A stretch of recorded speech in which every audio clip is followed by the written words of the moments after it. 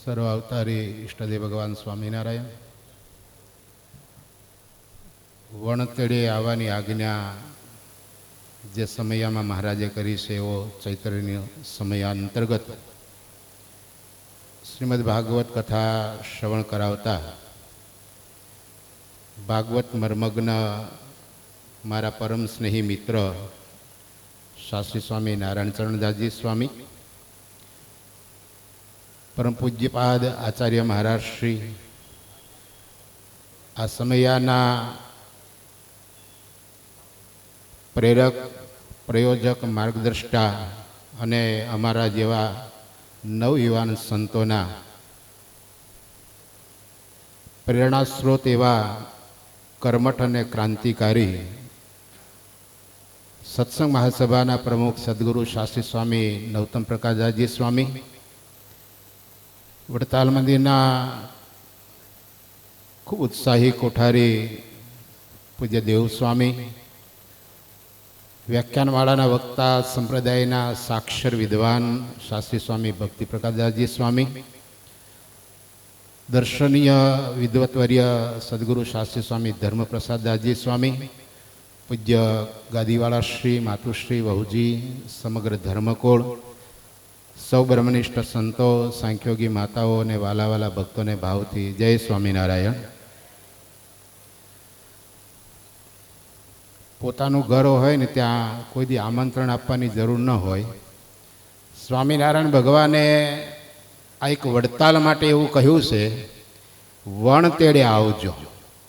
એનો મતલબ એ થયો કે સ્વામિનારાયણ ભગવાનનું ઘર એટલે આ વડતાલ છે, અને સ્વામિનારાયણ ભગવાનનું ઘર હોય એટલે આપણું ઘર હોય, એટલે આપણે કંઈ પલકું આમંત્રણની જરૂર હોય નહીં.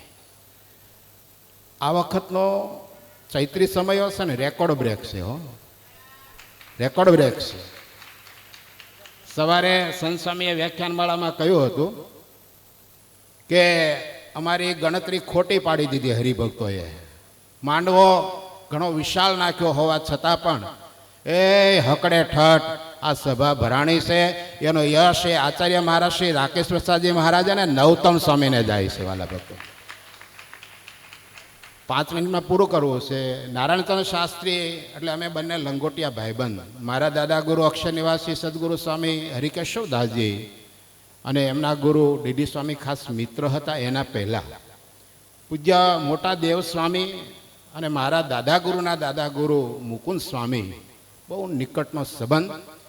દેવસ્વામીની સાથે જોડમાં કોઈ નહીં, ત્યારે અમારા મંડળના એ ભક્તિ સ્વામી મૂળ હેમાળના, અને ત્યારે સ્વામીને ત્યાં જુનાગઢ, ત્યારથી એ નાતો.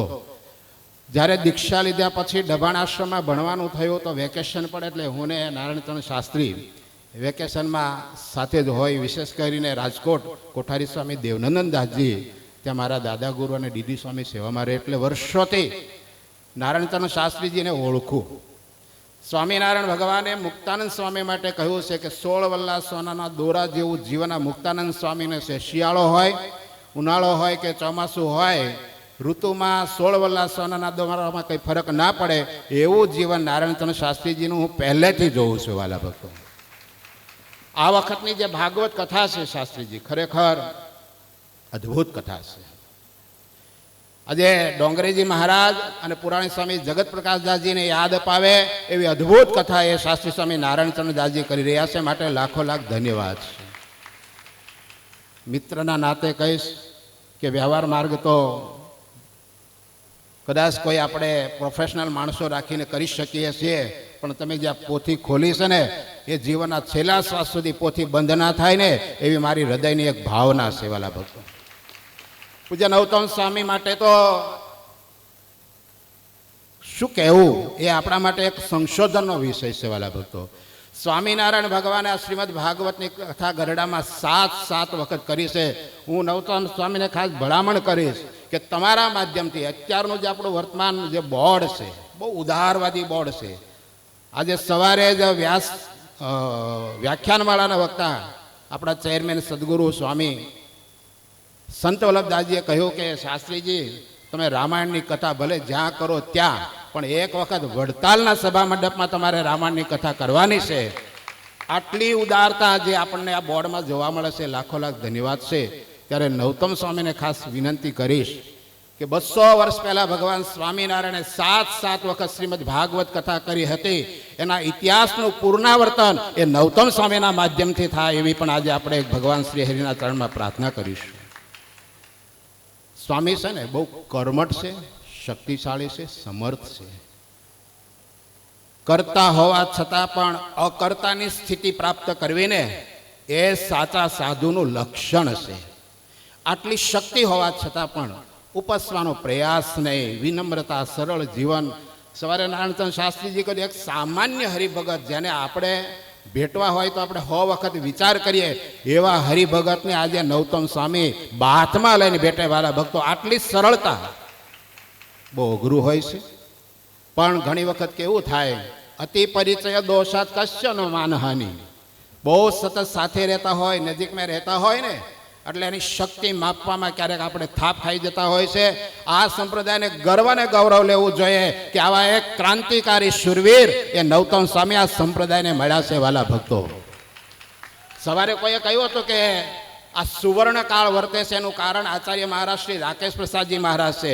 અને રાકેશ પ્રસાદજી મહારાજ ગાદી ઉપર બેઠા હોય તો એ નૌતમ સ્વામીને કારણે છે. વાલા ભક્તો, આજે ભારતના ઇતિહાસમાં લોખંડી પુરુષ સરદાર વલ્લભભાઈ પટેલને આપણે ક્યારે ભૂલી ન શકીએ.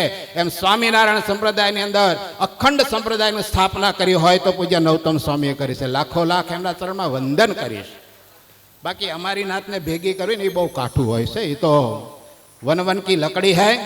પણ એક સૂત્રે જો સંતોને બાંધવાનું કામ કર્યું હોય તો એ નૌતમ સ્વામીએ કર્યું છે.